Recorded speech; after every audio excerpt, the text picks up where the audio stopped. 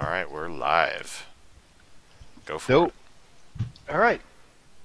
Hey everybody, this is the Crazy Kirby Kid, and I am here joined by a bunch of friends and guests and a couple of new faces to talk about community here on this Project Smash Roundtable. And if you've never Alright, heard of we're Project live. Smash, it's just an initiative that Go for Nope. I started, but it really involves All right. all of us. It's an effort Hey to everybody, this unite is the the Smash Crazy Kirby community Kid, and help and us I am here communicate joined across by all a the bunch very of different friends and guests mini and a couple of segments new like we have faces to talk Smash about 64, Brawl, community PM, here Melee, on this Smash 4, Project and Smash then we have people Roundtable. from all around the If you've world never that heard of would Project really Smash, benefit from us sitting down and talking through some of these issues together. Because though we are big, we are one of the most exciting, rowdiest, loudest, most energetic communities you could ever hope for. And we also are very passionate about our games, but with the size that we have, we bring a lot of other issues to the table. So this is just an effort to organize and communicate amongst us. So joining me today, we have our panel down at the bottom, and I will call on you one by one. Please introduce yourself, which games you play, and how far back you go with the Smash community. Tyrell, you're up first. Oh, hey guys, I'm Nakat. I play Smash 4 and Brawl competitively. I started competitive Brawl in 2009, but I've been playing Smash since 64. And yeah, that's Brawl and Smash 4 are my main focus, particularly Smash 4 now. Cool, thanks. And up next, we have Billy. Hey guys, I'm Bwetz. I've been playing Smash for my entire life, and I run Tourney Locator. That's my child, and I'm running the stream for everyone. Yeah.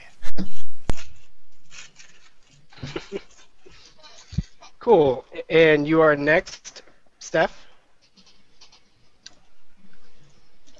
Hey, I'm Steph. I've been playing Smash since the 64 came out in, I guess, 1999. I got into competitive Smash with Brawl in 2011. I mostly play Brawl in 64 now. I've been in 64 for about half a year or so. My gamer tag is Pidge01, and some people might know me better by that. Cool. Thanks for joining us. Next up, we have Kyle. Yeah, I'm Thinkaman from St. Louis. I've been playing since about 2007 in Melee and played mostly Brawl and now Smash 4. Having a good time with it. Thanks. And last up, or not last, but we have Daniel next. Hey guys, Pierce here, Pierce7D, some of you may know me as. I've been playing Smash for a long time. Competitively, I joined the scene, I guess, in 2006, back in the good old Melee days. And I don't play Smash competitively anymore. I cast tournaments, and I support all the Smash games. One unit, guys. Cool. And last but not least, we have Chloe. Hi guys, I'm Yink, and I started Smash in 2009 competitively, but I have played since the 64 days myself. I am a tournament organizer, and I just really love the community. Then this is the perfect roundtable discussion for you to be a part of. So, the last roundtable discussion we had was on the Smash 4 2 versus 3 stock issue, and that was just a really interesting way to sort of sit down and have a conversation about the pros and the cons of both sides. Really just sit down with a couple of people to have a conversation about it, because though we use Twitter and Facebook and Smash boards and other websites every day, we hardly have a time to sit down and talk to each other about it face to face, and definitely not with people from different regions all around the nation. So that's one of the great benefits of having these roundtable discussions. But the topic for this week is community. And this is something that we all sort of have our own personal definitions of. The Smash community is really big, it's really complex, so certainly it means something different to each and every one of us. So at the start of this conversation, we will discuss a couple of things of what the Smash community means to us personally. If you're a competitor, it could mean something very different. If you are mostly a spectator, if you played a game that came out in 1998, 1999, and it's not played as much, then definitely the Smash community would mean something different to you. So we will go around and share a bit of our experiences of what we do for Smash right now, how we play with each other, and how playing with more people enhances that ability. So if anybody wants to jump in first, the question is, what does Smash community mean to you? How would you define community? Alright, I'll kick things off here. To me, the Smash community are people that play Smash competitively at any level, but competitively, and unfortunately that definition, I feel lately, has been getting kind of warped, because the fact that we have different ideas of community is starting to become a little bit more of a contest, a little bit more of a competition, and it's creating a little bit of animosity, and it's something that worries me a little bit, because I just see so many good things happen when everybody comes together, and it really embraces what Smash is all about for me. So it really concerns me that so many people are worried that, I've heard things going out now, people say that the Smash community doesn't exist. There's like the Melee community, the Smash 4 community. A lot of people are saying that Project Melee isn't a part of the Smash community because their game is not an official Smash title. Ever since it got removed from Apex, there's a lot of controversy over what community means right there. So there's a lot of things with the Smash community being exclusive instead of all-inclusive, and that's not really something I'm about. It's something that I want to address. So I'll go next. I have a bit of a different idea of what the concept of community is within Smash. To me, the community of Smash is more so just people that enjoy Smash and are willing to travel to someone's house and play. Whether or not they go to tournaments doesn't really matter. And in general, with community, at least in the DFW region, I consider anyone that's willing to come to my house and play Smash with me, regardless of if they go to a tournament or not, they're still part of the community. And I think a lot of it is really dictated by the TOs and the leaders of your region, of what community actually is for your region. With us, we tend to try to incorporate as much of each. So the segmentation that Pierce brought up, the segmentation between PM, Melee, so on and so forth, that we try to incorporate and bring those in together as much as possible. So that's what we try to do. I really agree with you. I generally think that when I think of the community of Smash, I think of people who are incredibly like-minded in that they want to play competitively and get better and share the same type of knowledge that everybody shares with each other. So they come, they take notes, they go to tournaments, they go to a Smash Fest. It doesn't matter if they are completely new to the game, because everybody has to be new at some point and start somewhere. And I think the really big building block is that the community is one of those places where you can really give them time to grow and adapt as a Smash player, and that's pretty much what I think our community does, and it's a nice thing to do. I think on some level, almost anyone who identifies as a Smasher and self-identifies as being part of that community almost automatically is. Yeah, I strongly agree with that notion. I agree. So that's an interesting point that we all raised in different ways. Back in the beginning, I was a part of the Melee scene when 2002 Texas was really just starting out, trying to define what community was and how to do this whole Smash Brothers thing on a bigger level. And Silas Elias, Matthew Fairchild, Corey, all these people from back in the day worked really hard to try to define what our core values are as a community, and it really revolved around Smash Fests. They were willing to drive an hour, which is not uncommon in Texas, drive an hour here or there just to play Smash Brothers at our houses and houses of new players and players who didn't quite understand the game deeply or play very much at all, but they were willing to go literally that extra mile to meet with us and play with us and just have fun playing the game. And so much about what Smash has become grew out of that similar kind of effort being done all around the nation. I remember flying in, we had 2 players from California fly in from Most One all the way back in the day, and it was amazing. It just blew my mind that somebody could organize something that big and have players fly out to strangers' houses and strange events just to play Smash Brothers. But it really revolved around that core idea of we think this game is worth playing, and it's more fun when we get together and play with each other. Therefore, we can base all of our decisions as a community around making that happen for as many players as possible. But since then, the scene has incredibly exploded. We have tons of games to play now. With the internet and social media, we're now more public than ever. We have better ways of advertising and streaming to ourselves and just building ourselves up as a community, right? And I believe this notion of players, the community mostly being competitive players, sort of got warped more or less recently when so much attention is brought on big tournaments and streamers. And it can be counterbalanced with this idea that Smash is whatever you play and whatever you like, you and your close friends, and you should build what your sense of community around that, around your hands-on experiences like that.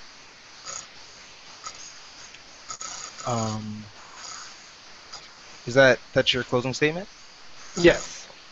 All right. So when I think of the Smash Brothers community, I think of Smash Bros in a literal sense, where I take the title of the game Smash Brothers and directly let that influence how I think of the community. Because when I think of the Smash community, I think of it as a big family that spans across each game.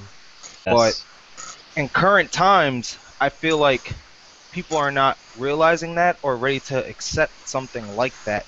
But we can work towards that, in my opinion, and that's what I overall really want for the Smash community. I want us to all see each other as one family. We play different games, but we're under the same franchise, and I feel like a lot of people lost that. So when you see a Melee player, or a Brawl player, or a 64 player, treat them the same as you treat anybody else. You guys are still playing Smash Brothers. The object of the game is still the same. The mechanics are just different, guys. But I see the community as one big family overall. Yeah, I'm definitely really all about that one unit message. It's something I'm going to rep really hard because I've seen the community over a long period of time, over a lot of different phases. Back as the years go on, you don't realize how much time passes. But 2006 was 8 years ago. So when I think about how long I've built up this family, it just blows my mind, and it reminds me how much love I have for everybody that I've met.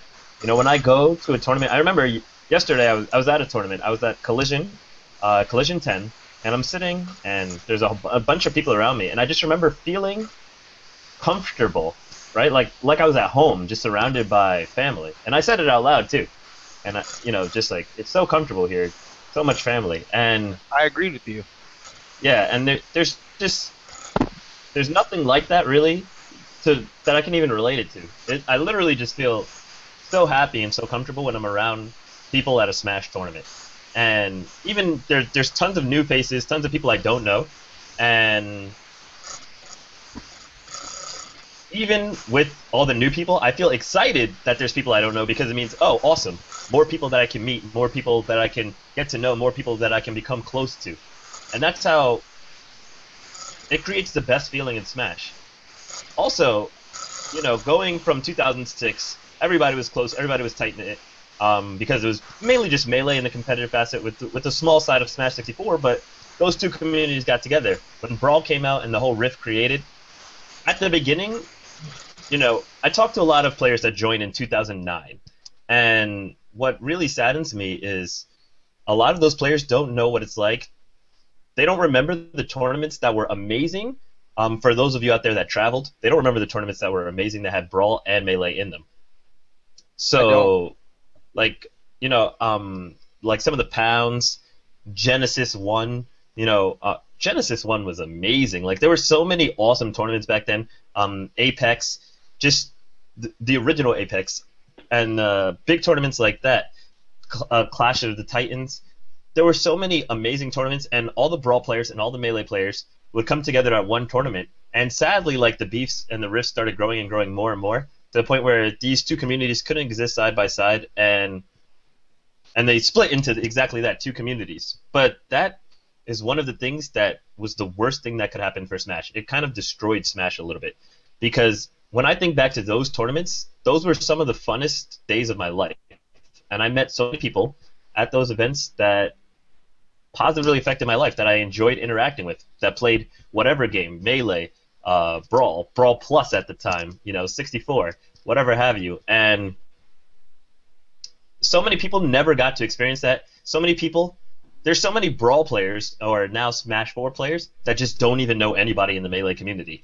I know so many people in the Melee community, and there's so many awesome personalities out there, and I feel so bad that there's not a chance for the Smash 4 community to interact with the Melee community, and vice versa, for the Melee community not to interact with the Smash 4 community. I wish they would just come back together and just, meet each other, find out, learn that there's no reason to hate each other, learn that you would actually love each other. I have such awesome memories, like the time at Genesis when ShizWiz and the boys from Florida are dancing on the stage, like they put the music on. It was crazy. Like there's so many awesome memories. Or I have memories of SNES when kids were getting hella hype, ADHD crowd surfing. Like all these tournaments were amazing, and like now you don't get those same type of events with the entire community coming together, and I miss them. I miss just having everybody all together, big happy family, just looking around, just seeing so many familiar faces that are all happy, and the hatred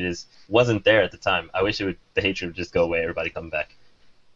Well, so that was a really good point you brought up, Pierce. Before I hand it off to the next person who wants to speak, there was actually a lot of things said in those last two comments. This idea of creating a big happy family is one that we'll talk about at length up next. But then there's this idea that there's a lot of animosity within our own community, right? The whole Brawl v Melee debate and all that, the huge schism that happened there. But there's also other issues that have sort of splintered our community in multiple ways in multiple regions, and that's just something I want to address up next. So who was up? Who wanted to talk? Was that you, Tyrell? I actually didn't have anything to say. I'm still collecting thoughts. Okay. So, Steph, would you like to take the floor? You have something to say? I think I'm with Daniel and Tyrell on this one. When I see the Smash community as a big family, although there are a lot of people like within the Smash community that don't necessarily agree with that. They think that all the Smash games should be separate communities, or they think that they already are. And I think to a certain extent, some of them are right. Like I can go to a big tournament and there will be people who play one Smash game complaining that another Smash game is even at that tournament at the same time, standing around setups complaining about a game they're not even playing. Like I think on one hand, I do consider Smash to be kind of like one big conglomerate, one big family. Even if you do have some family members that don't particularly like each other, that's going to happen in any big family.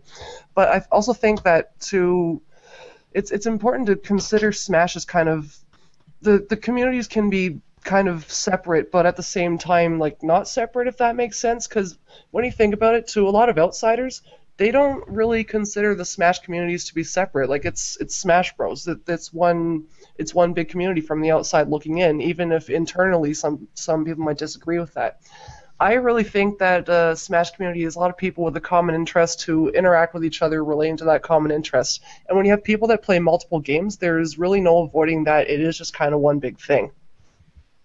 So I'd like to speak specifically about the different essentially sub-regions of this Smash conglomerate. We have PM, Melee, Brawl, so on and so forth. I think that it is up to the TOs, it is up to essentially the community leaders to bridge that gap. And specifically with Tourney Locator in DFW, we've gone through a very large amount of work to be able to bridge those gaps. We have 3 different weeklies, one for Melee, one for PM, and one for Smash 4, specifically to focus our attention on all 3 groups. And as you build out the community and as you focus on creating very positive reinforcement of all 3 groups, you end up seeing that some of them from each game end up going to others. We've had Melee people going to our PM events now. We've had PM people going to our Melee, and we've had a lot of them moving over to Smash 4. And then we also, as well as that, hold Smash Fest at the venue that we use on days that aren't on tournament days, and we just have all the setups, all the games. and just everyone comes in, and you'll end up finding melee people that will jump from melee to PM, or some people that will get up from their PM setups and they'll go a Smash 4. I think it all revolves around. There's a very big difficulty with that, and that has to deal with the technical difficulties involved. You have to have Wii U's, you have to have Wii's that are hacked, and you have to have enough setups in order to be able to achieve something like that. And that's one of the difficulties that have to be overcome, is the technical aspects involved. Yeah. Cool. Thanks for. Go ahead. Real quick, we will introduce Josh, who just joined us in the chat. Josh, if you could say, which Smash game you play or have played, and give us a little bit about your Smash history. Yeah, so I'm mainly a Melee player. I play some PM. I played a little bit of Brawl, a little bit of 64. Definitely not enough to call myself a 64 or a Brawl player though. I'm one of the documentary kids. I'm relatively new around here, but in my about year in the community, I've done a lot for to help TOing in New England and then New York since I moved here, and I've also gotten into Street Fighter, so and some other FGC games, so I have some point of reference for other games, how those communities work too.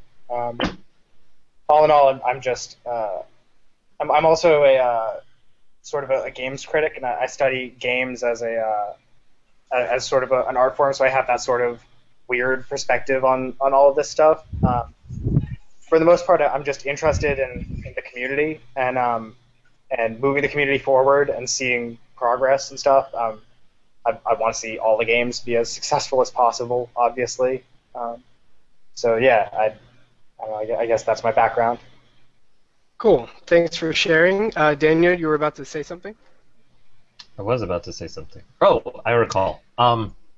Yeah, I wanted to touch on a point that was brought up. I think it's really important.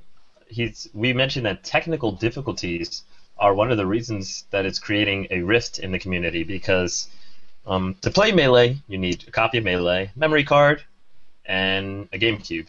And then you can also play on a Wii. But then, as Brawl evolved, and as so many of these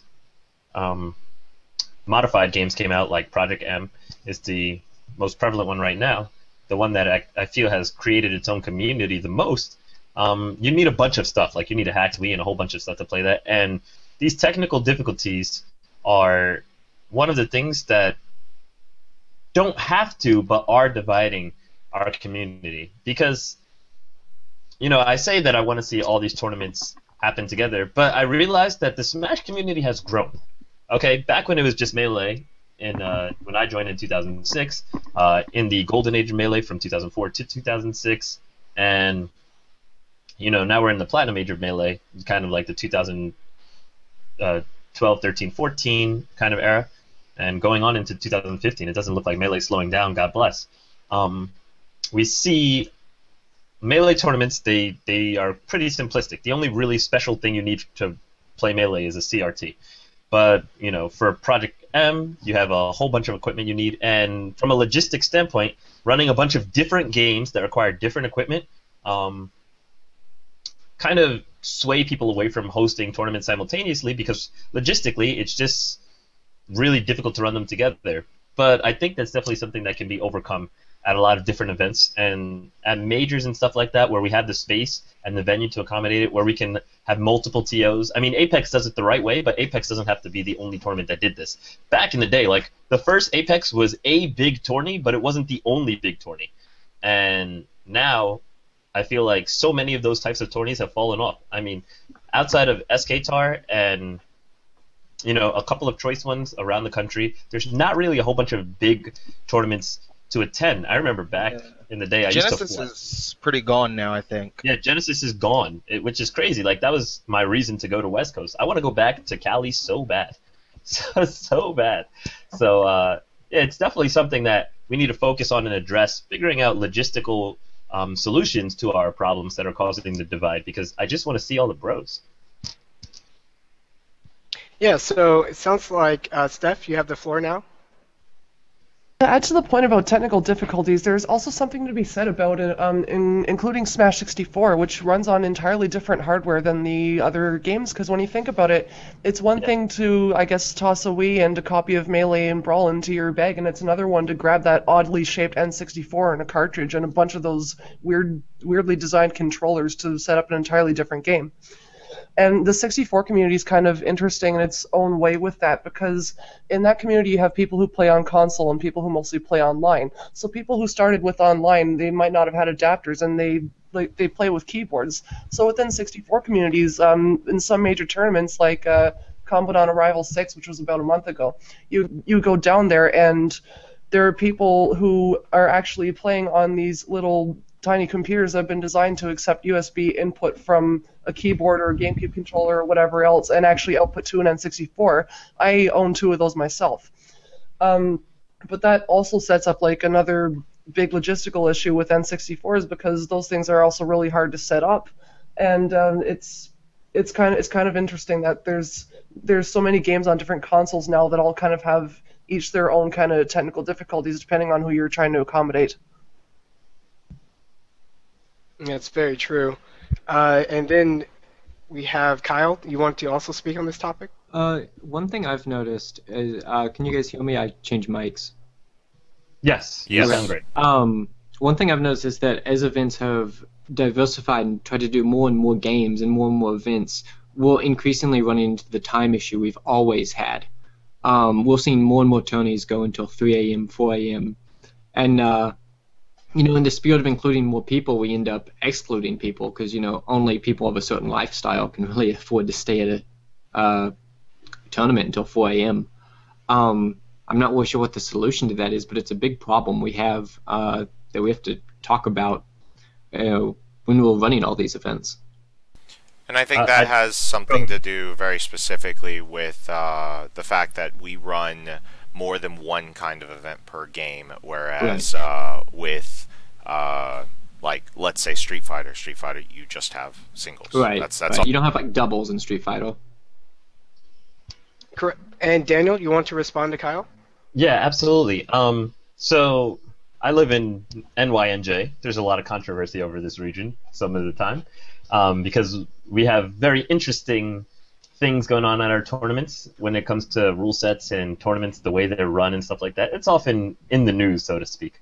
But I can definitely say that the tournament organizers here have a lot of experience, and around these parts, tournaments used to go really late. They used to run crazy. They used to be poorly organized before we had experience. But we figured out a lot of these solutions.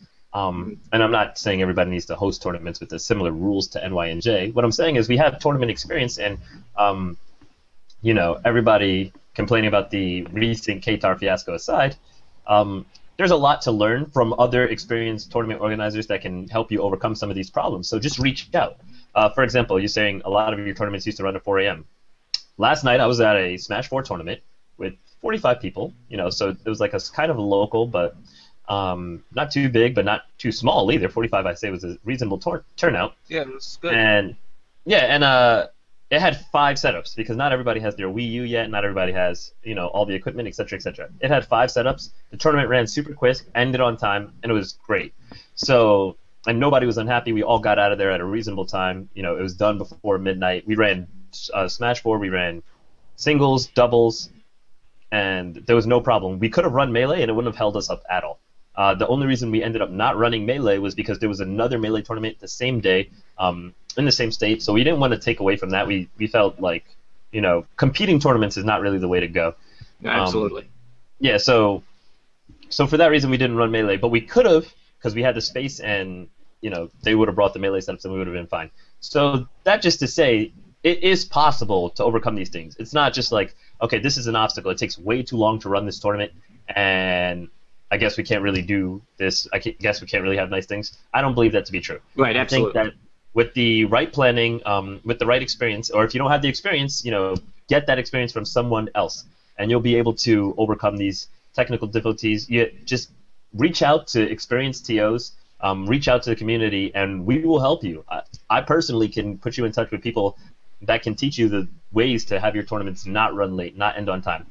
Within our own region, we have people who want to host small tournaments, locals in their neighborhoods, and they will come to our larger tournaments, and then they'll reach out to TOs and they'll say, hey, I'm trying to do this event at my school. I'm trying to do this event at this venue, this, that, and the other.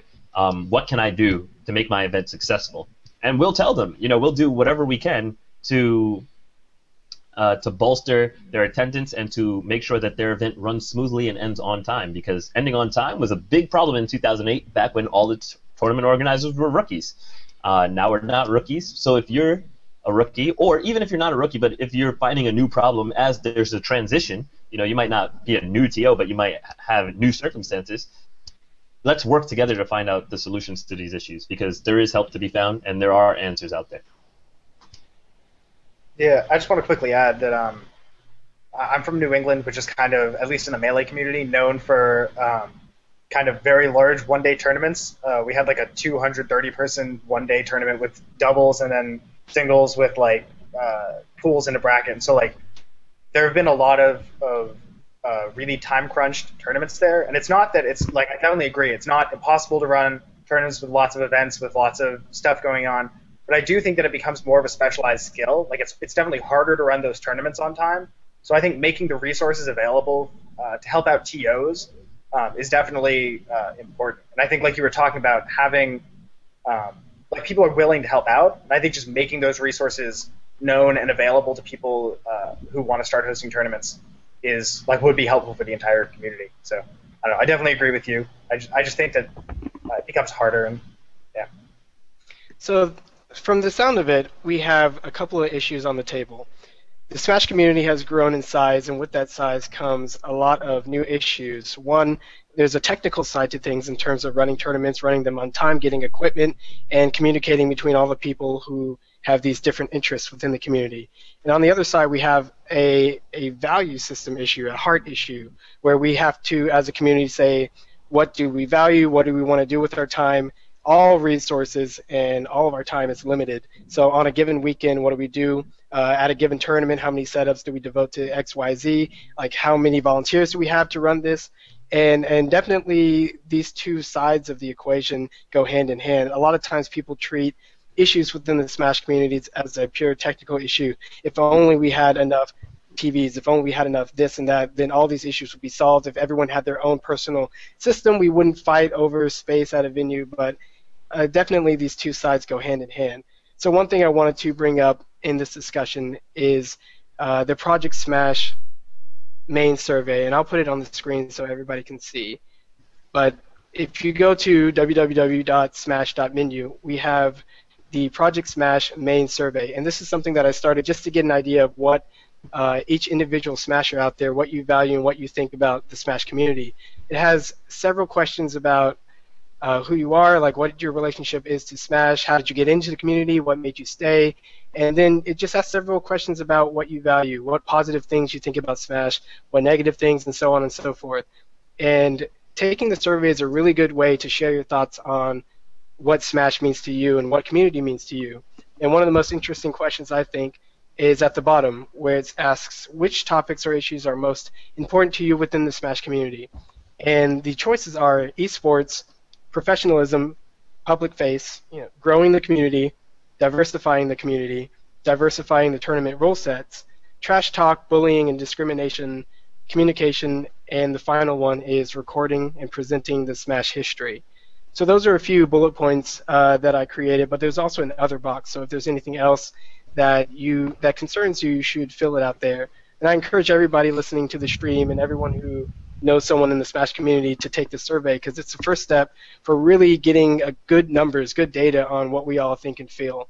And so I'll share some of the data with you, and it'll transition us nicely into the next part of this roundtable discussion on community.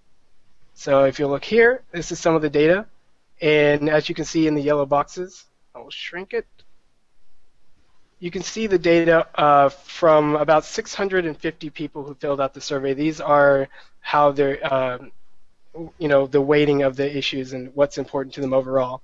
The biggest one by far, 78%, is growing the community. It seems that nearly everybody who's a Smasher now is concerned about growing the community.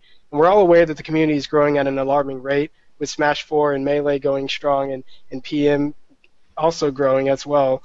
And and then other communities like Smash 64, and there's still a lot of players out there that are playing Brawl and don't quite have the money or don't jump onto the new console and new game launches as quickly as some of us do. So it's important to realize that there's a lot of different Smashes out there, but yet all of us are concerned with growing the community, and that, like we're starting to realize, comes with its own set of concerns and issues. But as you can see here in the stats, being esports, presenting a professional public face to people, diversifying the community is also important. 30% of the people are concerned about diversifying the tournament rule sets. 48% of the people are concerned about trash talk and bullying. 61% of the people are concerned about communication. And in one form or another, the results in the survey are asking for certain things. And me sitting here at the outset of Project Smash and connecting to so many different Smashes around the nation, somebody says, wouldn't it be great if we had a list of tournament tips? So me as a TO could get the best info possible for how to start a tournament scene in my area. And like Daniel and Pierce was saying earlier, that would be a great resource to provide. But right now, it's hard for people to know where to look, and it's hard for a lot of the different communities within our Smash community, like Smashboards and Melee and Ami and all the rest of the websites. It's hard for them to coordinate within themselves, let alone between them. So that's something that I think Project Smash will help with. And now we can talk about any one of these issues in terms of how community will improve or make more difficult some of these sub-goals that people have expressed. So if anybody here has anything to add or any topic they want to expand and contextualize for us, feel free to jump in now. I would personally love to talk about growing the community a little bit more. I'm mostly a TO. I do also play, but I mean, TOing is what I really love doing. And as a TO, I think you have a lot of power and freedom to really grow the community, because what you say and what you do has a really big impact on which people show up, how many people show up. So I was kind of thinking a little bit about it a while ago, and I was wondering, what could I do myself as a TO to really bring people to these events? And I'm talking people that have really never been to a competitive tournament before. So I started handing out specific Smashboards business cards, and I actually have one right here.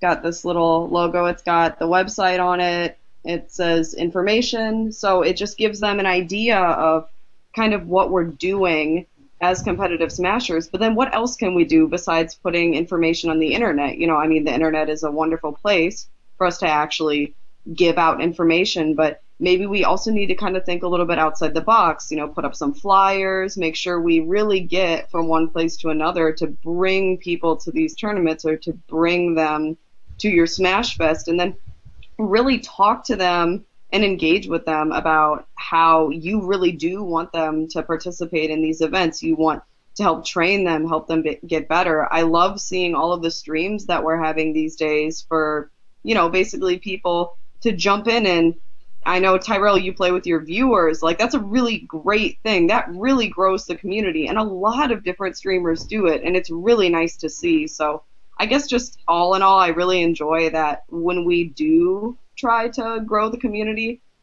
It's a big deal. A lot of people seem to want it to grow, but at the same time, I also enjoy that we're doing our best effort right now, or we want to give our best effort to make it grow in as many ways as possible. And I myself as a TO just am realizing that I could definitely be doing more things to branch out and get new people.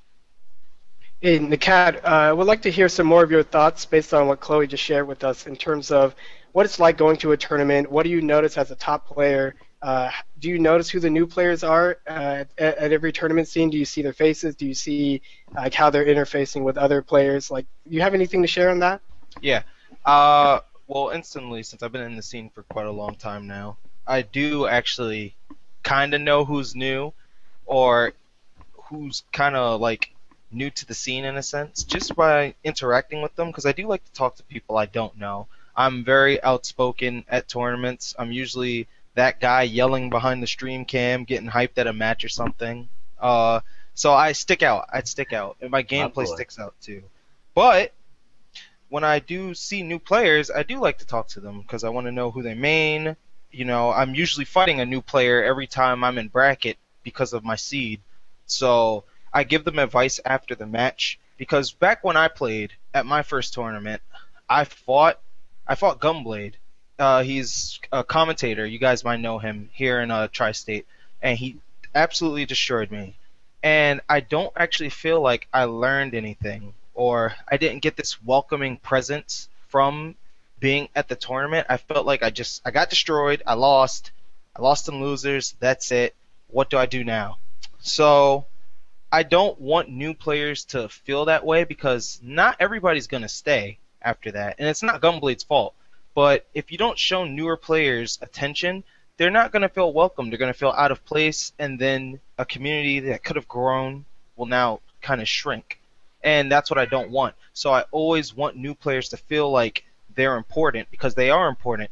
New players enter our tournaments. They give numbers, and new players have the ability to rise up to being top players. I started at nothing, and I became something. Who's to say the next guy can't do it? So I feel like as top players and community leaders, that is our biggest job. And you can say that, okay, well, you didn't sign up for this as a top player, or this isn't your responsibility. But with the platform you have and the voice you have to understand that whether you like it or not, the actions you take and the things you say do have a heavy influence on people. And if that's going to help grow the scene, why not use that? And that's what I like to do. And so when I stream, I go in with that mindset. People, I see like newer players or lower level players, they're kind of timid when it comes to talking to a top player. Like, I've gotten things like, oh, do you play anybody? What kind of question is that? If you're not a top player, am I supposed to say no? I'm not like that. I'll play you. I don't care who you are. I don't care how good you are. I will play you. And I like to give people that opportunity on my stream. I stream very often. And it doesn't matter if you're Mewtwo King, doesn't matter if you're Anti, doesn't matter if you're Cornflake 1-0, I don't care. Doesn't matter who you are, I will play you. And I feel like more top players and high-level players need to start doing that. Extend that hand that you might not have had when you first joined the scene. That's a great point, Nakat, about really helping the newcomers feel welcome, feel like they have somebody they can ask questions to, get answers from. And then I think one thing that I've been thinking about lately is trying to make the 0 and 2 players have the best experience possible at a tournament, so that they go and people talk to them. They go 0 and 2, but they still have friendlies to play. They still have people to interact with and talk to. Because some of the most rough experiences you can have playing a competitive game is getting squashed and feeling like it's all your fault and you're not growing, you have nothing to improve, nothing to learn, and that nobody cares whether or not you get incrementally better.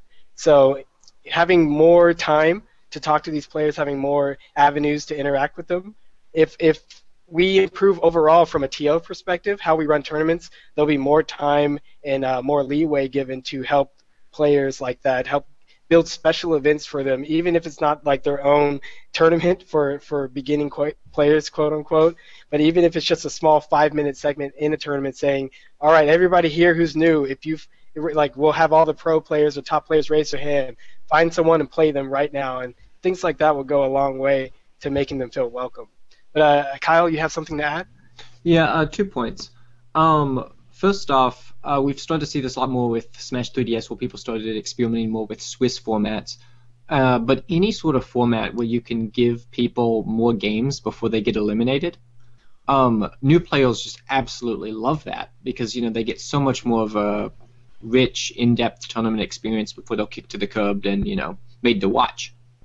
There's so many more ways we can look up, because double elimination brackets are just like really inefficient in general, in terms of just usage of time and setup hours. There's so many better things we can do in terms of efficiently using our time to give new players and all the players a good experience. The other thing that's been kind of gnawing at me for a while and kind of came to a head when Smash 4 came out. I've always had this kind of nasty, icky feeling being at these grassroots tournaments we love and hold dear, but we have this big emphasis on the pot. Everything is self-funded. We don't have much alternative. Very few tournaments have pot bonuses. So this means when we have got these new players coming in, I don't know how many times I've been in a situation where there's a new player who walks up and says, should I enter this tournament or not? Like, should I pay the $10 to enter? And I'm in this situation, and what they're de facto asking me is, should I give you $10? Because at the end of the day, in the small local tourney, we all know that like this is the end result of this conversation. And it kind of feels like, a pyramid scheme, right? Like, we're selling these new players on this, notion of, oh, give us money so that we can feel like you're a part of something bigger. And I don't really know if it really holds true. Tournaments have to have prizes, and a grassroots tournament has to have a pot, but it seems so bothersome to me to have, like, this be such a big part of the experience. So, Kyle, I wanted to go off of that to put emphasis on the fact that tournament organizers, it is really extremely important that they focus on community. And very specifically, what I'll say is, so if you compare a Street Fighter tournament to our tournaments, for instance, in a Street Fighter tournament, traditionally the TOs do not care about you. Every Street Fighter or... I think that's a little heavy-handed. It's... at least in our community, a lot of the TOs, they do not give you very much time. They just don't care. They just want to get done with the tournament and move on. And a lot of it is very focused on money. Whereas what I think a lot of TOs can present to the community is focusing very heavily on the players that enter. Something that we focus on very specifically is, number one, always knowing the names of every single player that comes in. Always greeting every single player that comes in. Trying to essentially just give them this experience of, you are part of a community. It's not just about the tournament. Hey, go have fun. Play friendlies with a collection of people while we're getting the tournament started. And then just as we're winding things down, keep the setups open, allow people to play even more. And I think that those things are extremely important for, number one, keeping the community that you have, as well as growing the community further. Cool. Steph, you had something to add, and then Josh? I was actually going to say on the topic of double elimination brackets, I'm actually a TO for Smash 64. I didn't say that in my introduction, but I'm based out of the Toronto area, and our tournaments, they generally have, I guess, between 15 and 40 people. What I do for tournaments of that size, this wouldn't necessarily work at a tournament that's got like 50 plus people, but if I have more than 24 people, I do round robin qualifier pools. And whoever makes it out of the pools goes into one bracket, and whoever doesn't goes into another bracket. And those brackets are both double elimination, but once that double elimination bracket has all of its 17th, 13th, 9th place, etc. people, I put all those people into one pool and have them do a round robin pool so they get more matches, and then we also get a complete tournament results list with no ties. I actually got that idea from Black Twins. He's a local Brawl tournament organizer. But the tournaments that I run are $5 venue and $5 entry. I don't do $10 tournaments because I want more people to actually join my tournaments, and our top players that live in Toronto don't really care about the prize pot that much. I've had top players from out of state tell me that I need to raise my entry fee so that they'll want to come and join my tournaments, like travel out of state for it, and I always tell them that like I'm not really going to sacrifice the needs of my local players for out of state attendance. And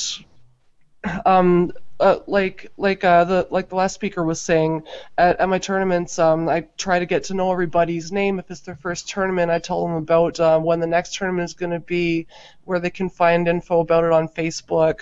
I always try to remember their names, even though I particularly have a very hard time remembering people's names, faces, gamer tags, associating it all together. I do try really hard on that, though, but not everyone's perfect. But that's kind of a tournament format that I would really recommend to more tournament organizers who are running tournaments that are not big, huge tournaments, but are kind of around the same size as mine, like between 8 and 40 people or so. And Josh? Yeah, so I just wanted to add to Kyle's points that the the experience for a non-top player at tournaments is definitely it's much harder to control than the experience for people who are going to do well, because if somebody's going to do well, then their experience is going to be playing a tournament match and then playing another tournament match and then playing another tournament match. But when somebody gets eliminated, it's difficult to tell what is going to happen because they're kind of just let loose, and so a lot of people will just leave. Like a lot of top players, if they get eliminated before top 8 or whatever, they just go home because they go to individual tournaments, and this obviously isn't true for every top player or for every tournament even. But it's true for a lot. What? It's true for a lot of them. Yeah, it's true for a lot of them, but obviously things like Apex, really big majors are an exception because top players go to Apex to see their friends just as much as they do to compete. But if a top player going to a weekly, if they get eliminated outside of the money, they're not going to hang around. They're going to go home because they went to the weekly to make money. And so for people who are going to these weeklies to get better, I think it's important to at least acknowledge that. And I don't have a great solution. It's a difficult problem, and whether that means having extra setups for friendlies or whether that means encouraging top players to warm up against not as great players, or just encouraging top players to give advice, like Kat was saying. I think it's an important thing to think about, and that TOs need to acknowledge, even if obviously nobody has the silver bullet solution at this point. One thing that we do is we hold a tournament specifically called the Arcadian, where the top 10 players in our region are not allowed to enter. And then everyone else gets to play, as well as that those top 10 players, they come to the tournament, and we hold Play the Pro tournaments. You essentially put in $1 into the pot. You put in $1, and if you beat them in a best of 3, then you get the $5 pot or clever. The thing like that. It essentially allows you to spend. You get guaranteed sets with top players, and you get to play in a very large tournament without those top 10 players that constantly take you out every single time.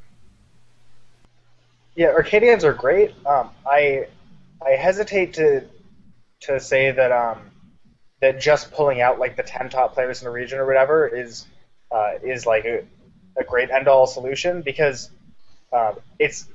players are stratified. There are players who are about to enter top players who aren't quite there yet, and those players, if you hold enough Arcadians, then you just wind up getting a secondary. It's you just find who the next top 10 players are. And so I think that the Play the Pro tournaments and that kind of stuff is a really, really great thing. And the hidden benefit of Arcadians is that when you say that those 10 players aren't going to be competing, that makes a lot of other people want to compete, even if they would have just as small a chance as they would in a non-Arcadian. The statistics have shown that numbers for Arcadian tournaments are way higher than numbers for non-Arcadian tournaments. I know NorCal has done that in Melee, and SoCal has done that too, and they've been really successful. So I definitely think Arcadians are a great way to involve the community.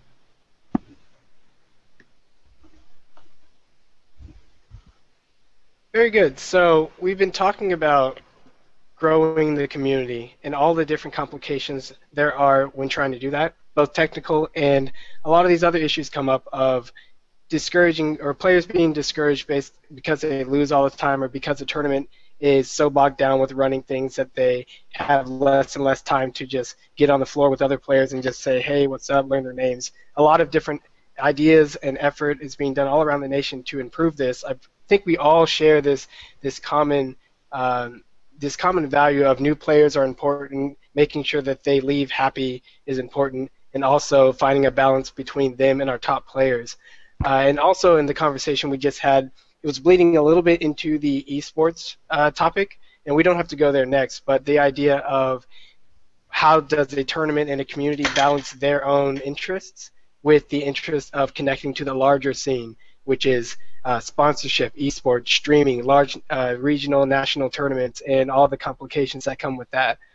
I know one of the topics we wanted to touch on before this meeting was over was trash talk and bullying, and that's a sensitive topic. I know Tyrell, Nikat, you were talking about this, I guess, a few months ago on that podcast featuring other notable panel of really esteemed and notable Smash leaders.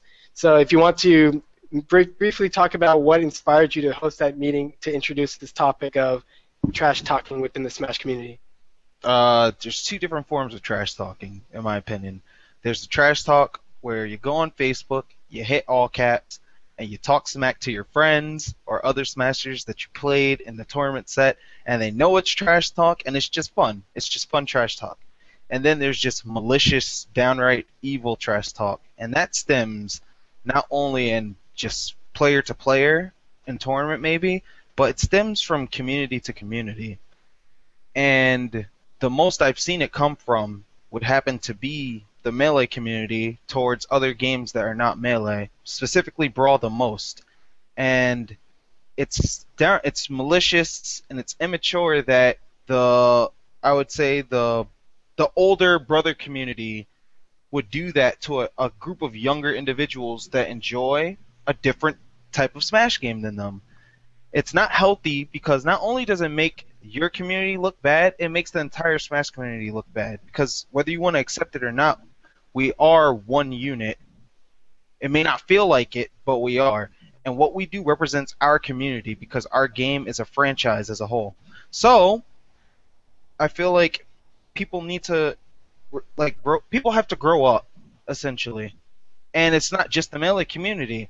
There have been times where Brawl players will retaliate back, and even retaliation can be seen as immaturity, and two wrongs sometimes do not make a right, and in my case, this is one of them. And I was actually one of those players where I wouldn't downright just trash talk Melee because I love every Smash game, to be honest. But if I saw like a Melee player or the Melee community targeting any other community, I was always that guy to say something. And depending on how upset I got, my choice of words may have been a little bit extreme, but overall, it's not right. It's not right on anybody's part, and people have to grow up. That's what it all comes down to. It's just blatant immaturity and downright malicious behavior, and it can't be tolerated because even then, sponsors are not going to look at a top player the same way they'll look at someone who's respectful, presents himself well, and then you look at a top player that's trash talking, saying countless amount of like negative things. They don't want to sponsor that kind of player. You have to represent yourself in a very professional manner if you want to be taken seriously. And trash talking other communities is not the way to go, in my opinion. And it's really Thanks for important sharing. to me. Thanks for sharing, Nikat. I think we all feel very passionately about this topic. Daniel, you're up next, and then Josh. Yeah, just to touch on what Nakat was just saying, I actually slightly disagree in that to say, like, I actually really want to applaud the Melee community because this was definitely a problem, and I definitely feel it's a fading problem.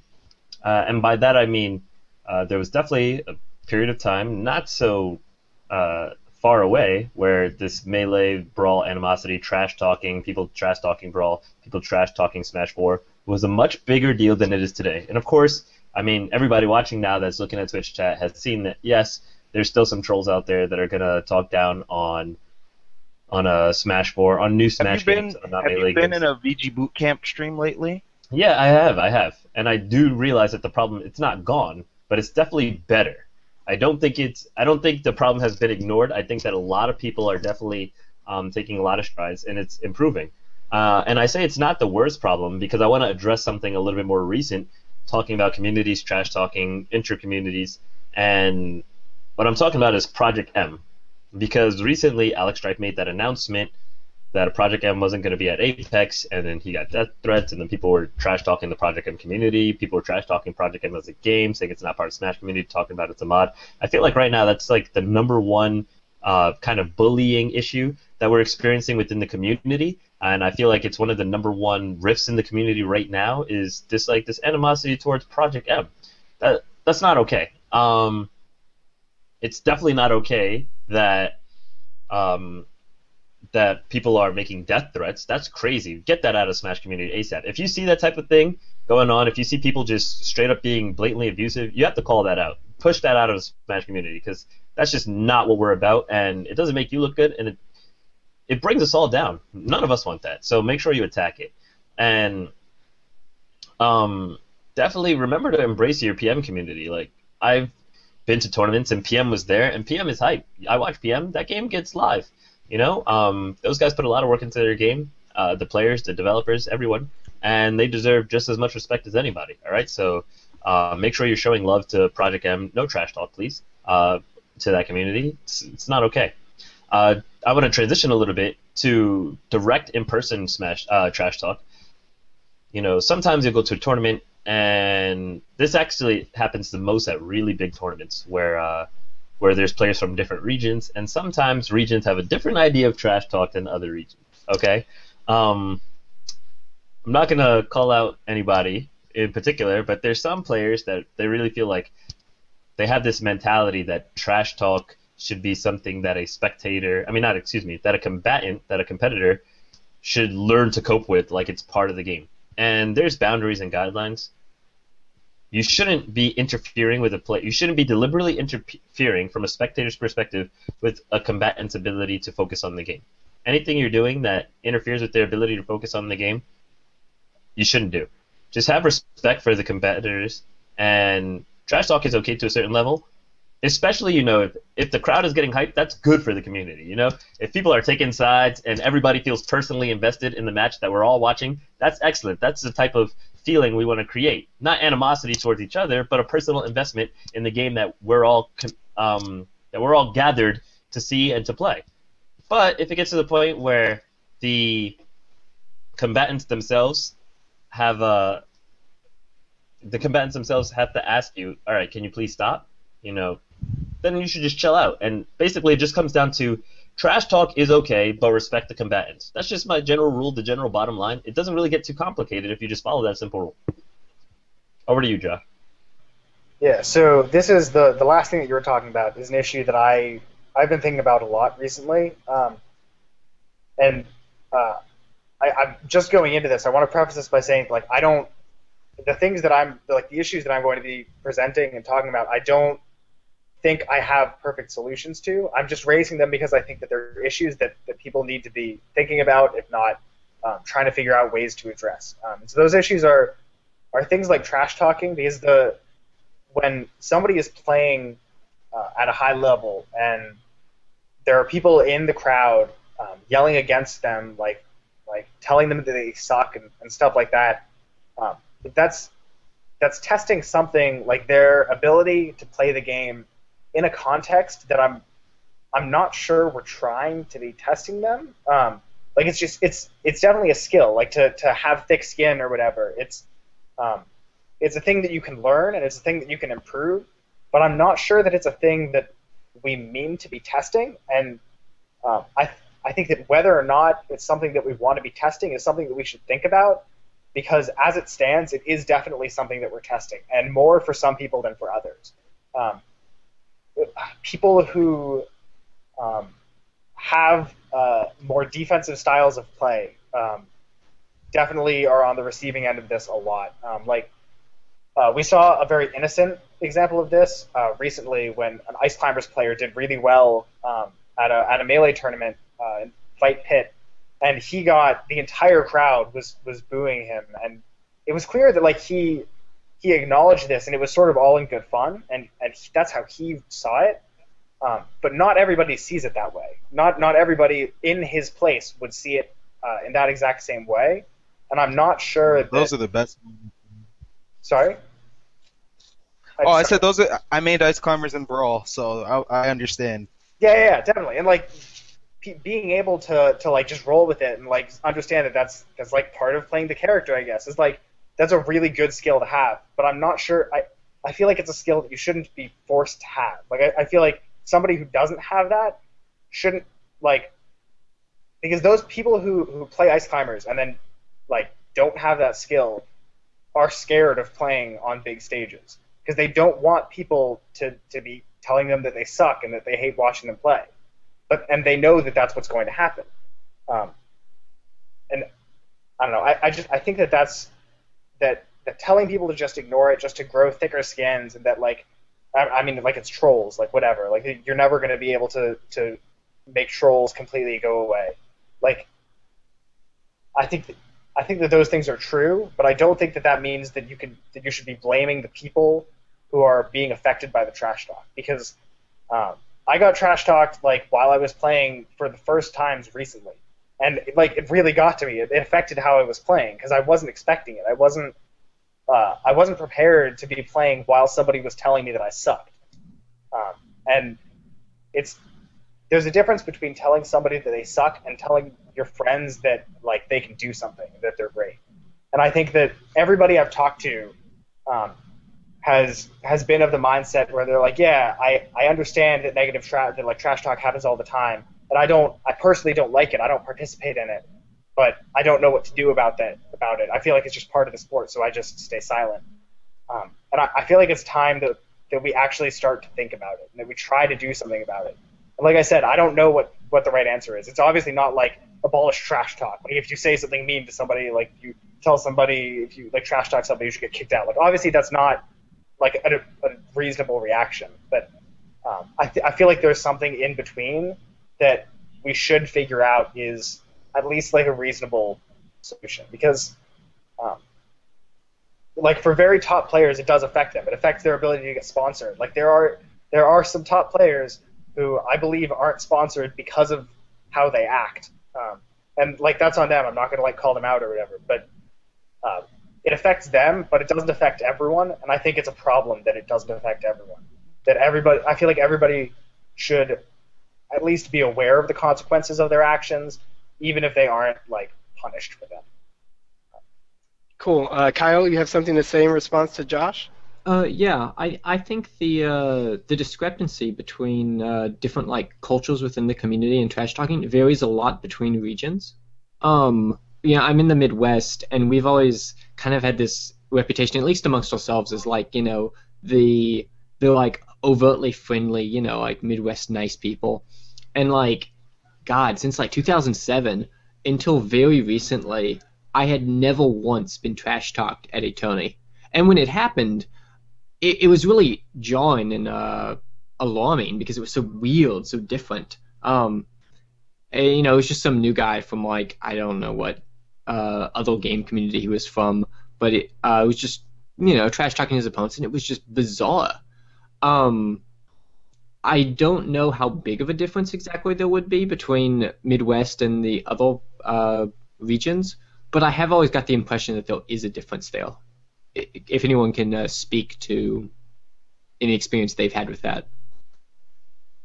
Yeah, I went to a tournament in the Midwest. Like I said, I'm from the Northeast, where trash talking is pretty common. Mm-hmm.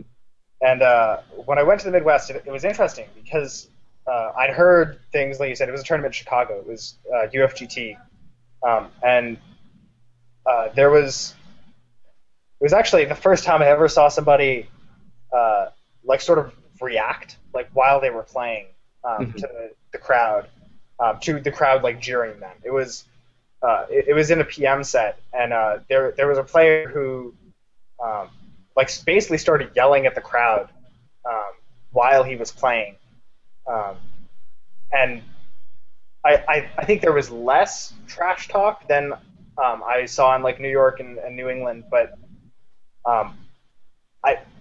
it was still obviously enough to get to somebody. Mm-hmm.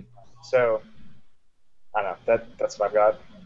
I can definitely say that within the Midwest, because I'm from Iowa, and I can definitely say that when I used to travel to a lot of tournaments, I really never noticed a whole lot of trash talk. I mean, I did hear it every now and then, but yeah, I guess I can't personally say that while I've TO'd and while I've attended, I've seen a ton of trash talking, but I live in the Midwest, and it's a different region, and every region is different.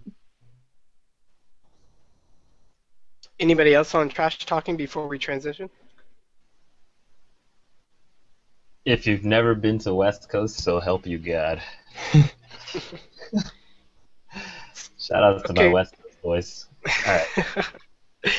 Yeah, so trash talking is definitely a complex and sensitive issue within the Smash community. It's sensitive between our Smash sub-communities, like the different games. It's also regional dependent. It also has a lot of history, and there's a lot of bigger ideas like how does the fighting game community in general treat trash talking, and are we a part like them, or do we have our own way of doing things? And there's definitely a huge discussion to have on that moving forward. I believe each and every one of these topics that are the subtopics of this community discussion is big enough for its own roundtable discussion.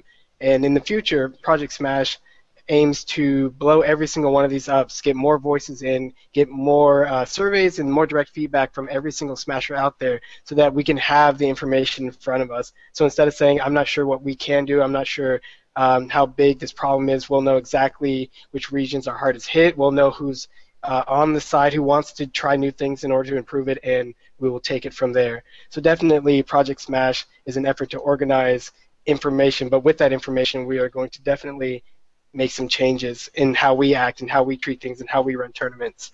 So the final topic I want to close on for this roundtable discussion on community is this idea of a big happy family. And that's an interesting metaphor to run with, definitely. Smash Brothers, it's definitely in the title. It kind of gels really nicely with our game of choice, our game series of choice.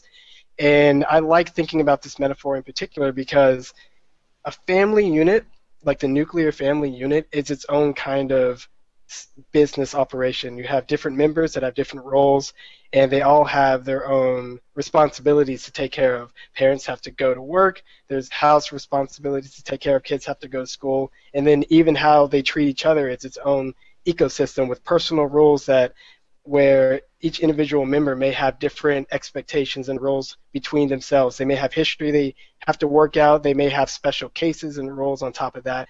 I mean, I grew up in a house of five people, my two parents, my big brother who's my Smash Teams partner since Smash 64 day one, and my little sister who likes to play Lucas and Brawl. So we're definitely go way back with Smash, and just from personal experience of how we had to work through issues over the years, I know that if you are a big family, you will fight. There will be difficulty communicating. There will be good times. There will also be rough times.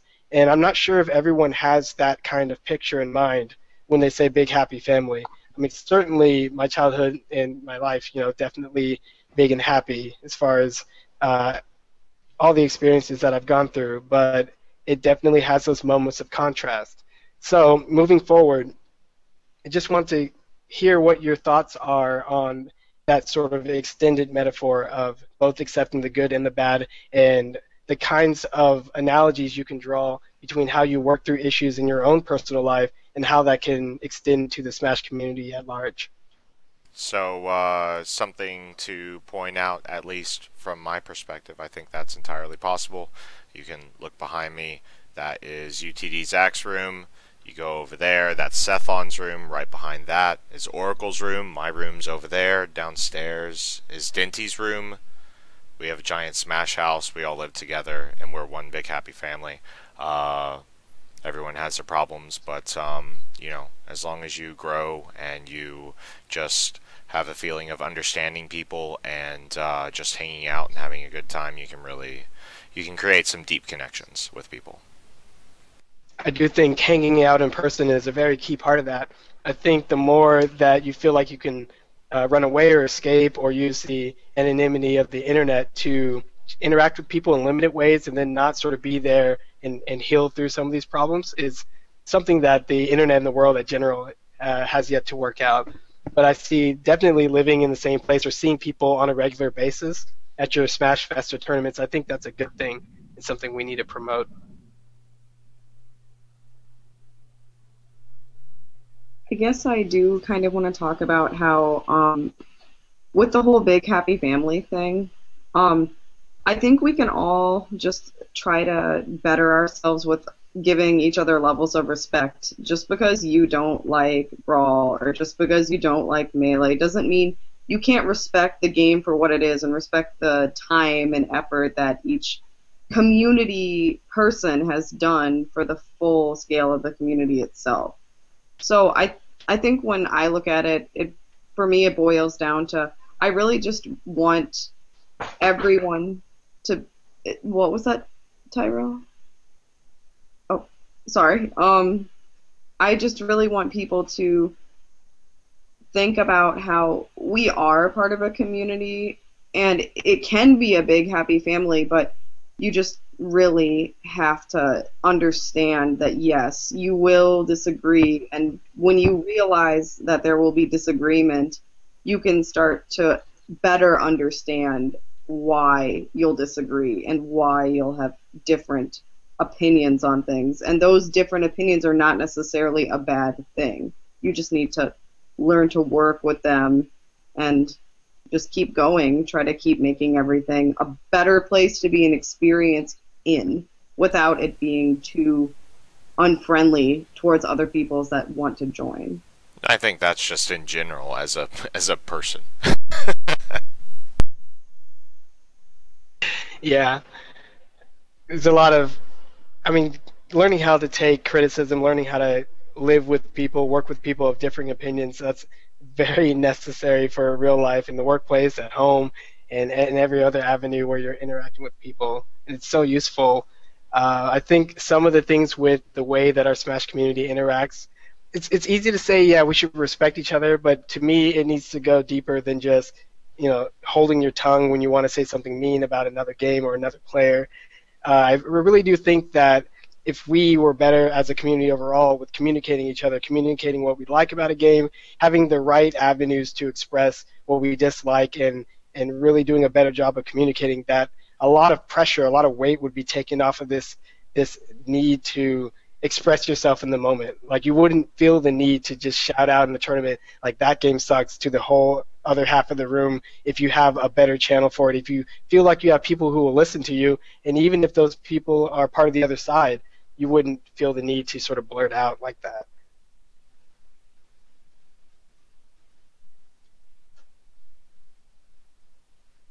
Cool. Any last words, anyone, on the big happy family idea or in community in general before we close? Yeah, I guess I'll just close as a topic by saying, you know, there's a lot of people that don't understand the value of this whole concept of like a big happy family. Because there's obviously a lot of people you're like, what's the point? You know, you have your community, you have your friends, and and you think there's no real point in expanding and reaching your hand out to others because you're having a good time, right? You're playing Smash, you're hanging out with people you like. These other people, they're doing their own thing, and they're doing what they like, and why do we really need to get together, right? Why should we become a collective community? Why should we collectively be a big happy family? What value is in that? And that's a question that there's a lot of people asking, and it's definitely an important topic to address, because you can't just go out there and say, hey, listen, you, me, we got to be a big happy family right now, and just expect everybody to just hop on board. Like, yeah, sure, you're my brother now. Like, it doesn't quite work like that. And if people don't understand the whole point of why we should all come together, then it's unlikely to happen as a result. People need a reason, people need a motive to move, to have change. And to that, I just want to tell you guys, the experience that you have, I promise you, I have no doubt in my mind, I promise you, if you embrace the other communities, and if you embrace becoming a unified Smash community, you will just, your Smash experience will multiply so much. It will be an entirely different thing that you could have never imagined. And I know this from experience because I lived in Smash in an era where there were pockets of unified communities, and that was the greatest Smash I ever experienced. And this is why I fight so hard to bring it back to that time, you know, almost every day.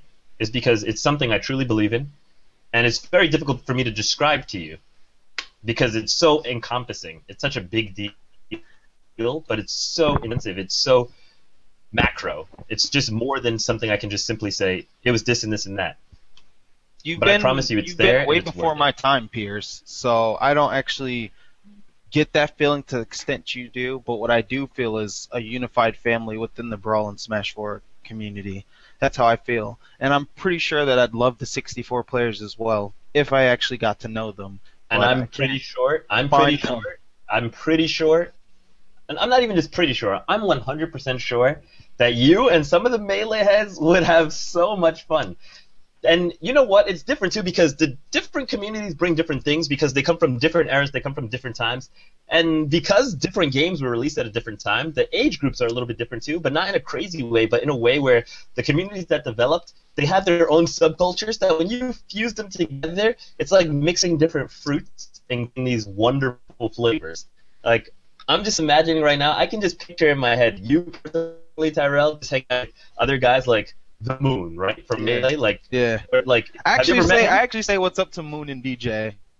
Yeah, exactly. Like, there's certain like, I'm just like, yo, these guys together, if they knew each other, and if you guys were at the same events, there's so many different combinations of people where, you know, you bring your whole different perspectives at Smash together, and just forget Smash. You bring your personalities together, you make these connections, you're gonna have a good time. I promise you. I promise you beyond anything. I look forward to that then possibly in the future. But I really want to see more progress in this area though. I feel like while it is getting better, it's still lagging and it's not to the extent that we really want it to be.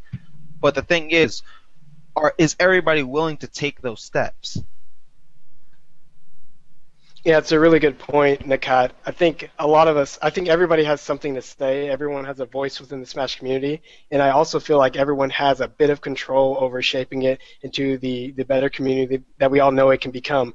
A lot of us have said in the survey results that I've read, I'm reading them one by one, by the way, it's huge, like 300,000 words, like bigger than all of your textbooks of information that I'm reading through. Because I really feel like listening to each person one by one is a really good way to ground this effort, this project, and Project Smash.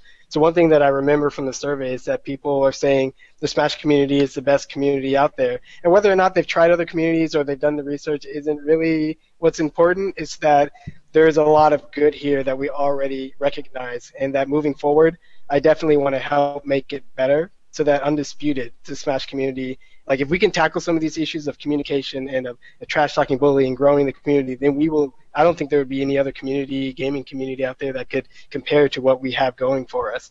But it's going to take a lot of work, and everybody has to do their part. It is definitely the best community. Second, maybe like StarCraft or something. Just saying. Just saying. So, Steph, did you have something to say, and did you want to close out at the same time or sign out? Yeah, actually, what I was going to say was that for anyone out there who doesn't really believe in one unit, or maybe not so much believing in one unit, but not even thinking that the Smash community should coexist, I think all you really need to do to convince yourself otherwise is hang out with a 64 player, hang out with a Melee player, a Brawl player, a PM player, a Smash 4 player, and you'll just see that these people are all awesome. That was a big thing for me because I mostly play Brawl and 64, but I do make an effort to also attend tournaments for Melee, PM, and Smash 4. And I can honestly say that I don't regret it. Like, I'm glad I didn't just stick to one or two games because I've just met so many amazing people in the Smash community, and I'm really glad I had that opportunity to. And if there was more of an opportunity for us to all kind of coexist, like even in the same space or on the same community, whatever, I think it would just be better for all of us. Like some of the best nights I can think of is when I was having Smash Fest at my house for every different game, and I had like top players from all the different Smash games coming over, because over here, like the 64 players don't really know the Brawl players that well, the Melee players, etc. And when I just put them in the same room, like it's just completely unreal. It's probably like the best thing I've ever seen. So that's pretty much all I had to say. I guess I'll just close out by saying thanks for tuning in, and just giving a shout out to everybody in Toronto 64, Melee, Brawl, PM, and Smash 4 communities. You guys are all fantastic, and yes, we do have communities for all those games up here. You catch me on Twitter at Pidge01, and thanks for having me on the podcast. Thank you, Steph. Thanks for joining us. Anybody else who want to sign out or give last words on these topics? Yeah, so I wanted to echo what was being said earlier about like the the differences between the games like really shouldn't be an issue for people because like the people from all of the games are so great. Like this is true for every game. Like this isn't just true for Smash even. Like everybody who plays competitive games, and obviously, okay, not everybody, but like the vast majority of people who play these games competitively are like awesome people who you want to hang out with. And the fact that like that we have these schisms, it's like I don't know, it's just it's weird and it's needless because like it feels like the biggest schism out of all of them is between Melee and every other Smash game that isn't Melee, and that's just ridiculous to me. Like I understand, I know the history, I know where it came from, but as somebody who wasn't around for like the formation of those like differences, like I don't know, it's just ridiculous to me how people haven't crossed the borders yet, and like I don't know what the right way to do that is, but I think that it should happen. That like people, because like in Street Fighter, people like sit down and like you're literate in the games. Like everybody who plays any Smash game is literate in every Smash game. Like we know the things going on.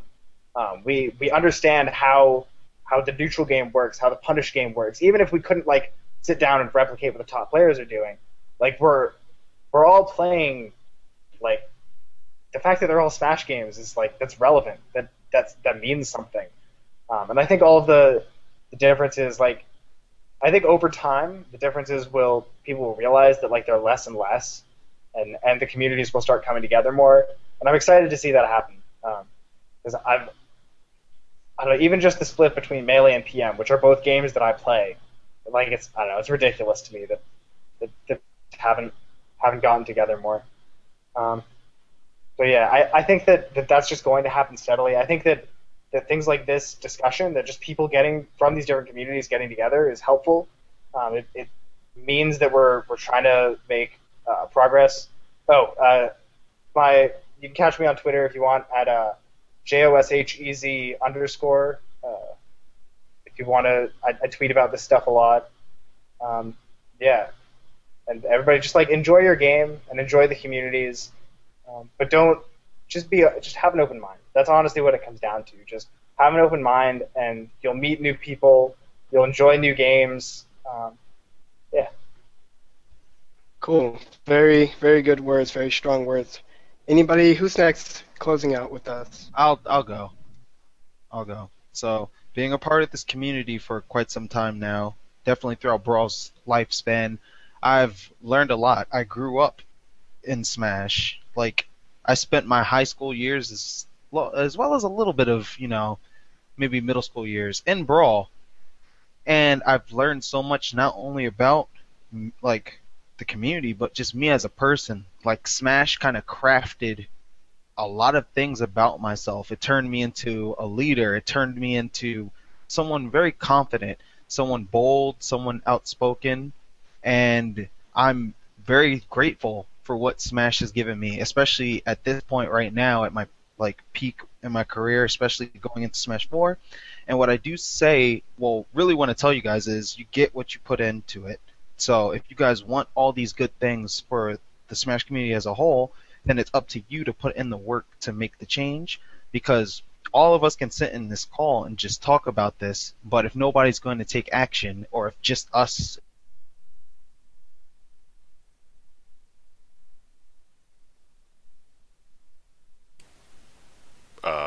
what? Yeah, I think his mic randomly muted. Yeah, I think we lost him, boys. No, Tyrell, please. Yeah, he froze. He's No, done. he's that DC. was the end of Frog him, please. That was amazing. Maybe his whole house froze. He was on such a roll. It's like a time bubble. I'm really hoping it just unfreezes and he picks off exactly where he left off. That would make Yeah. my Maybe we'll move to Chloe for her close Alright, rip Tyrell. as Tyrell unfreezes himself. All right. Well, I was Rip Tyrell.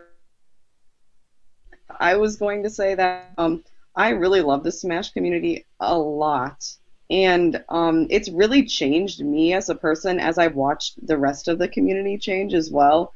It's made me think about how I want to view things and how I want other people to enjoy the game, and I've changed over the years in terms of becoming a competitor and then just really caring about community outreach and back to competitor and then back to community outreach. And I really think that the Smash community is always really worth fighting for. It's a community that adapts, and if it does stumble and fall along the way, it picks itself back up and it tries to learn and adapt to what it's made mistakes on. And we really do, as we have discussions like this, show that we care about the issues and we care about what we can do to fix them. And it's just kind of great to me to see all of these people that are coming together and realizing that we have the same type of ideas and thought processes, but we can do things in different ways, and they will all lead to hopefully a very similar goal. And I think that's something that's really nice that we all do need to think about, and we do continue to think about. So, yeah, I guess in terms of all of the community, I'm really proud of the Smash community because it changes, it adapts, and it knows who to find and when to find that person, and it knows how to bring people in, and we do a pretty good job, and I'm glad to see that we are going to do a better job in the future because, as Tyrell said before he disappeared, yes, you really need to mesh the communities a little bit. You need to get these people to come to different things, to different events. You need to grow with the community. You can say that you're doing something, but can you say you're really doing something with the community? If you detach yourself from the community, you're not really following with the community, and that's what I feel. And if other people feel that way, that's awesome. So my Twitter, if you ever want to talk about things like this, is just at SSBYINK, just Yink, and it doesn't mean Young Link. I know a lot of people think it does. It doesn't.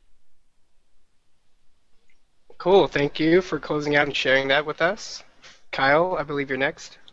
Yeah, I just wanted to close out with a warm and fuzzy story. When I think of the Smash community and like what that means to me in terms of like an experience, like feeling it, my mind jumps to No Coast 2 was a tournament in Wichita, I believe. Oh, I was there.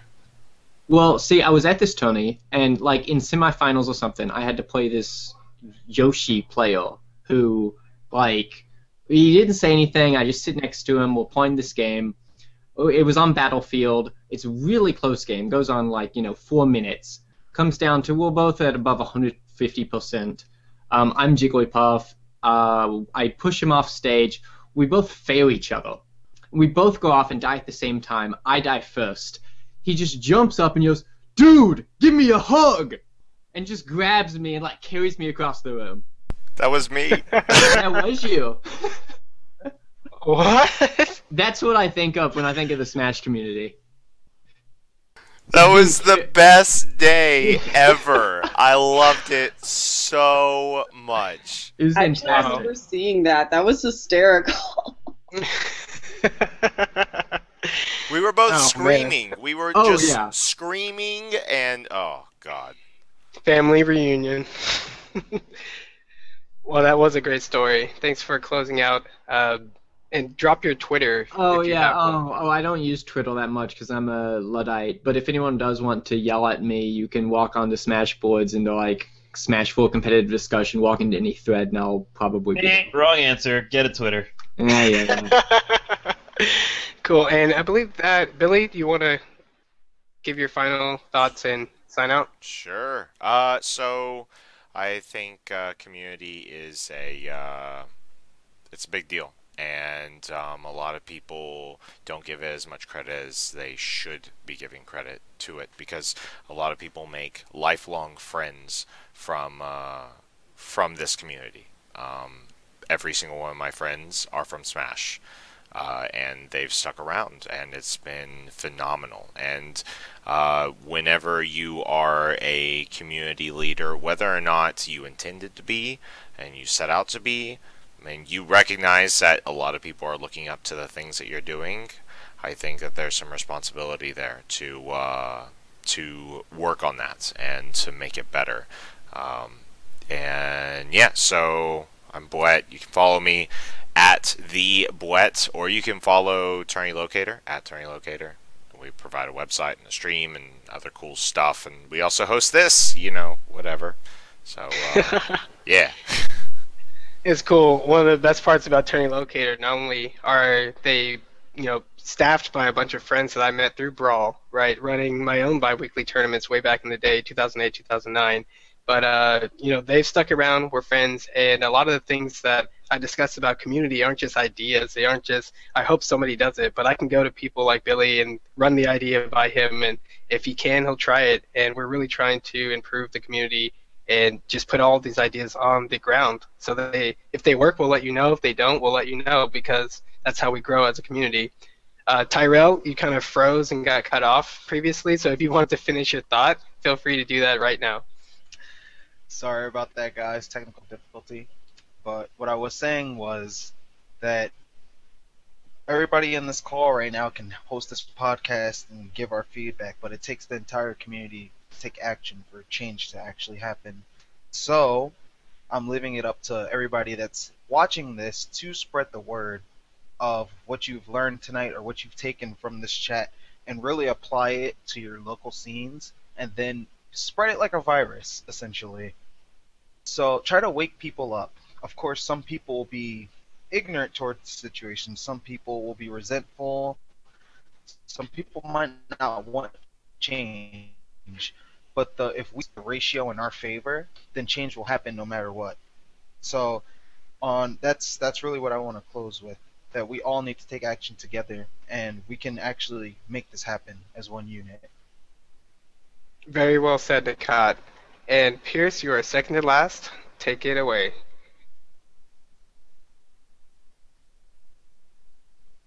Alright, mic unmuted. Alright, full power, Pierce. Alright, so the whole topic tonight was community. We're all talking about community, and what Nakat said, actually, it was the perfect segue into what I'm going to say. The community is not just us up here talking about community. It's all of you. And it's everybody out there that's a part of the Smash community. So this actually doesn't take any time, but for everybody who's in the chat right now, or everybody who's listening who has access to the chat right now, I just want to do a very simple exercise to remind you all that your voice matters and you're a part of the community. And our community is spread far and wide, and it gives you, and I want to remind you the sense of how far your family ranges. So everybody who's watching the stream right now, who's watching and is in the chat right now, just type the location where you're from, like your hometown. Just in the chat, all you do is just type your hometown and submit the message. Because I just want to remind you, like, us as a community, we have so much reach and so much range. I often tell my non-Smash friends, I said, one really cool thing about being a part of the Smash community is that, I love to travel to tournaments, and no matter where I go in the United States and many places in Europe too, I have a place to stay no matter where I go. And right now, everybody's going to prove it, and that's true for all of you too. Because that's what it means. That's what I mean when I say there's community, there's family here. Because if any single one of you were coming to an event in New Jersey and you're just like, hey, I'm a Smasher, I'm traveling, can you guys hold me down? The Smash community will reach out to you guys, and you're going to be taken care of. Because that's what a community is, that's family. And it's true. In practice, we see this all the time. So just look in the chat right now, see all the hometowns getting thrown out there, and know that you have a home in all these places. Because we're all family to one another. The Smash community is not just us talking about community. You guys are the Smash community. We all together are the Smash community. And you guys are my family. Not just the people in the conversation, but everybody out there right now listening to this, everybody in the Smash community who's not listening to this. You guys are all my family. And, that's a really big deal. I want to give a shout-out to a bunch of people who were helping us today. Obviously, a shout-out to everybody who joined us here tonight on the show. Thank you so much. Big shout outs, especially to Richard for hosting this. You know, he's been doing a lot of work trying to, you know, address a lot of issues in the Smash community, bringing us, you know, all of this communication, because communication is one of the biggest obstacles that a lot of communities go through, and it's one of the things that pulls people apart. So by enabling the communication to be improved, he has helped bring us all together. So big shout outs to Richard. In the chat right now, I'm going to link Smash Menu once again so that you guys can check out the survey, follow what he's doing, follow what we're doing, and, you know, make sure that your voice stays relevant, because everyone's voice is important. That's what a community is all about. I want to also shout out a bunch of streams that you guys maybe want to follow in terms of Smash community. Right now, actually, Tourney Locator is being hosted by a lot of major community leaders that were reaching out today and helping us out, trying to get this word out. Right now, ClashTournaments.com, haha. Clash Tournaments is hosting us, and the Cat is hosting us, Sky is hosting us, VG Bootcamp's hosting us, Zero's hosting us. So that's a lot of different love that we're getting from all over the place. I'm going to link all their streams in chat over the time. Give me a second. But if you can, just throw them a follow. Thank you so much to all those people. Thank you to Chibo. Thank you to Nakat. Thank you to Sky. Thank you to Calvin. And thank you to Zero for hosting us. To Gimmer. Calvin is Gimmer. Thank you to all of those guys for hosting us tonight, helping to spread the word. You guys, please spread the word, because that's important. You know, bringing the community together, communicating with each other. Wow, words are hard. Am I supposed to cast tournaments? How do I do that? But yeah, that's it's super important. So thank you so much for that. Shout outs to Milk Tea. Today is her birthday. And shout outs to all of you guys for just being my family.